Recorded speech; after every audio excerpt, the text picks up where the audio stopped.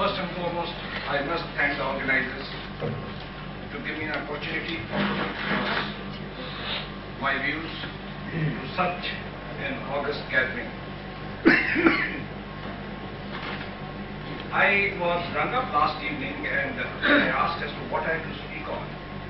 I was told by Mr. Harish that there is very few people who are going to speak about the Afghanistan crisis and the long-term impact on India and the world. So my main theme for next 3-4 minutes will be to crystallize as to what will be the impact of this crisis in the long-term basis. Although I'm sure you all remember that only about 6 weeks back, when the Americans started their operations in this country, there were cynics who were even against that, call them human rights activists or something. We in our country have a style that whatever the ruling party says, the opposition must say the opposite. Whether it is photo or whether it is action in Afghanistan, whatever it is, somehow when we change the shirt from party A to party B, we speak a different language. And then anyone in Congress today will find the photo to be undesirable. And the same man, when he comes to the other side, he'll find it the most desirable. Not getting into this wrangle or the politics, I would like to give my comments first on the first 3 headings, that the options before India in effectively tackling cross-border terrorism. A lot has been spoken since morning. Air Vice Marshal Shahul had spoken. I think I would like to say only one thing, that our leaders should not become NATO. I read it somewhere. NATO means no action, talk only. That's all our people do. Please act and make your security forces act. That's the only thing. That's the only way. First, have your mind clear, have your policy clear, and then tackle your problem. There's a hell of a dichotomy in our thinking today. On one side, we say it's a bilateral issue between us and Pakistan. At the same time, we are talking the same language. Why are not Americans talking our language? Why are they not endorsing what you want to do? Well, Baba, do whatever you want to do. They are doing what they want to do. And after they finish their task, they will get away, most of them. They are not going to solve your problems. You have to solve your own problems.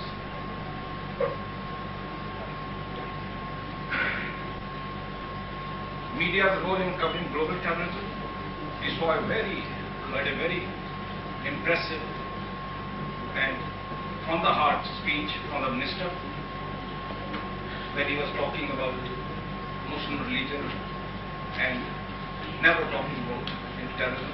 I think the media does its destructive role by splashing something which brings the bad element on the front page. But I think there is a need for the so-called element of the community to talk against the terrorism as strongly as the other community talks. I'll leave it at that.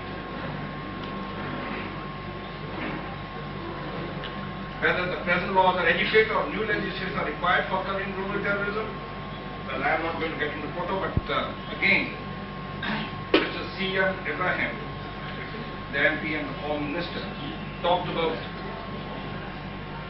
the allopathy method of treatment that is being done by this photo, and then he talked that we should find the adopt the Ayurvedic treatment that means find not give only the medicine but also find what are the reasons leading on to that disease. I would only like to submit when the cancer is detected at a late stage, we normally try to remove.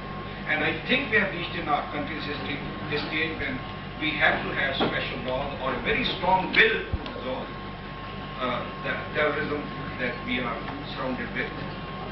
Now coming on to the last one, which I was given, Afghanistan crisis and long-term, underlying word is long-term. Before I go to long-term, there were suspicions 4 weeks back whether there are going to be any advantage to our country, even short-term, what is going on in Afghanistan. I think any right-thinking man or woman would agree that what is happening in Afghanistan today has definitely led to decimation of Pakistan's Afghan strategy and extermination of terrorist camps in Afghanistan.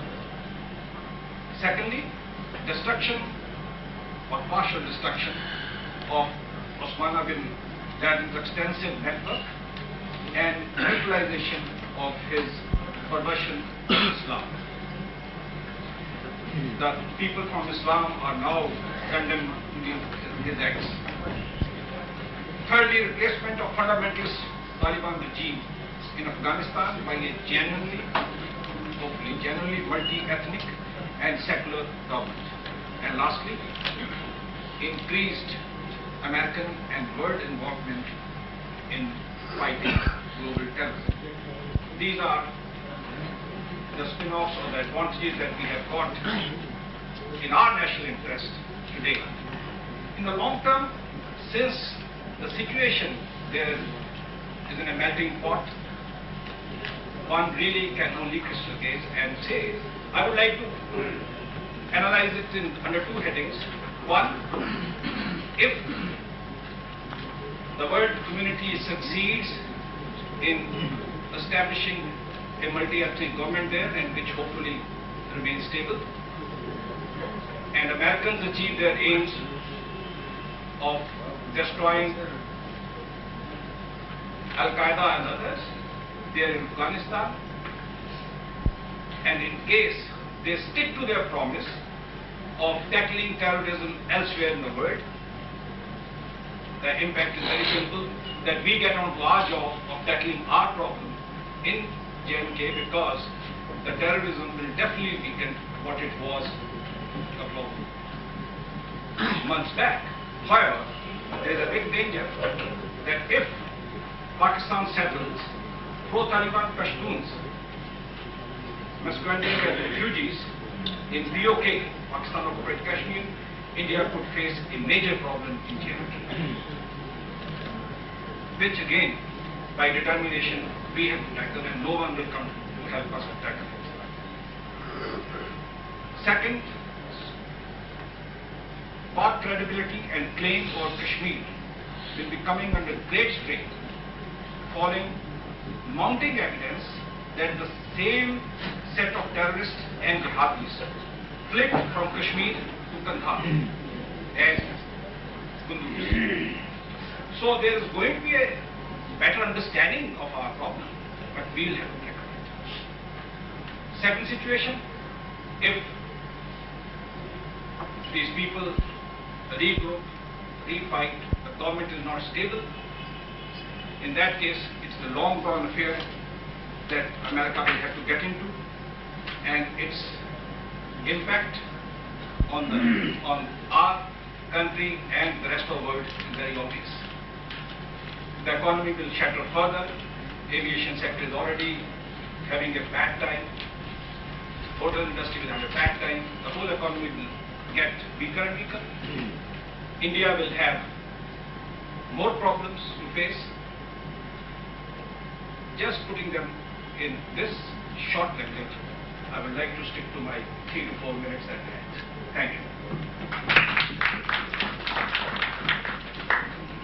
Thank you, Lieutenant Chandra. Now I will request from our specialist panel, we have Mr. S.K. Datta, former Director, Central Bureau of Intelligence. Investigation. Sorry, my people have wrongly right as said. So, former Director, of Central Bureau of Investigation, CBI, welcome. And I was given the impression that the whole seminar is on photo. Luckily it is not on photo, but on a wider subject of terrorism. I'm equally not confident, but I can speak from my experience. The situation as it developed in the last 20 years,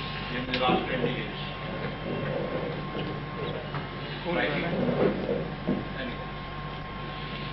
Now, one thing we have to understand very clearly in our minds, that 90% of terrorist cases that we witness in our country originate from Pakistan.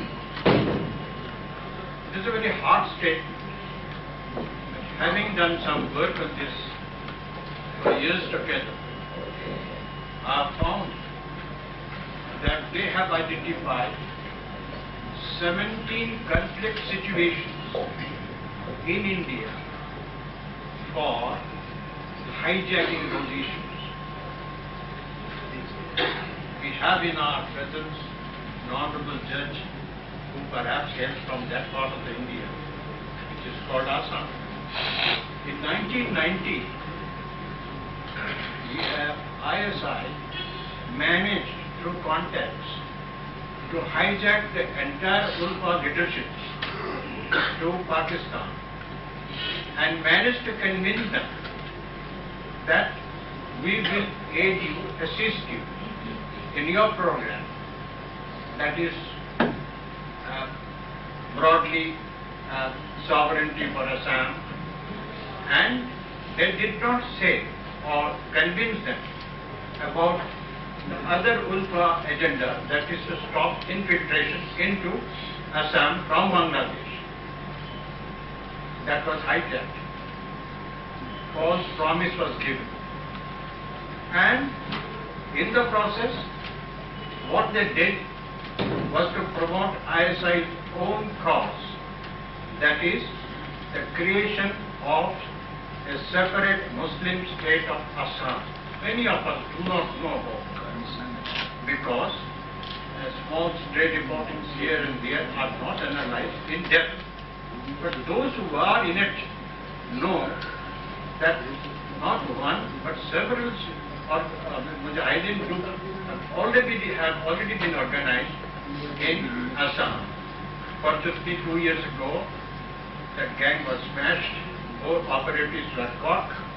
You have an organization called Multa, Muslim United Liberation Tigers of Assam.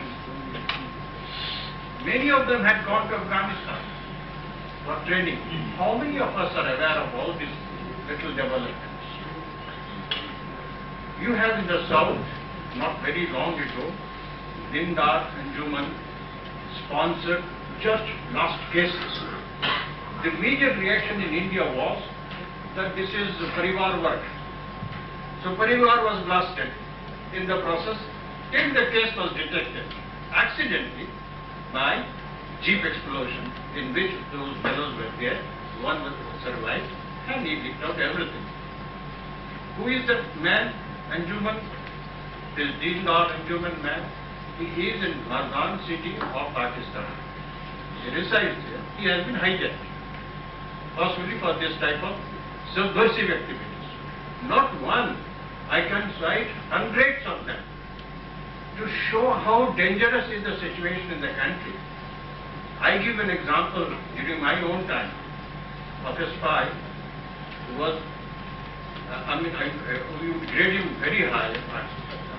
My friend is here, he would corroborate. I am not naming it, it is the hard journal. That man came several times to India, set up bases in UP, in Hyderabad, in Tamil Nadu,